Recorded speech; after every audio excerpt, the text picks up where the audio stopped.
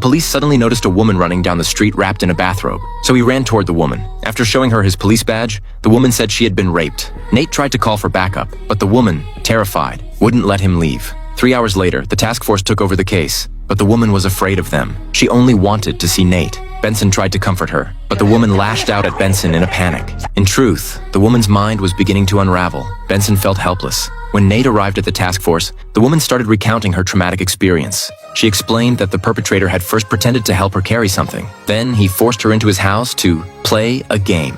The woman managed to escape. Benson tried to reassure her, but Nate thought the woman had been careless. The task force members found Nate rude. They wanted him to leave the interrogation room, but the woman agreed with Nate's perspective. And when Benson tried to get more details about the suspect, the woman would only share information with Nate. 2 task force members had no choice but to step out. Then the woman gave Nate crucial details. An hour later, Nate successfully obtained her official statement. She even helped sketch the suspect's face. The task force returned to the woman's neighborhood to gather more leads. An elderly woman provided them with an important clue. There was a strange person in the area who often watched the street. Soon, the task force located this odd individual, but he recognized Benson and pulled up footage of her visiting the street 2 years earlier. Benson became convinced of his unusual abilities. She then showed him the suspect's sketch, asking for help.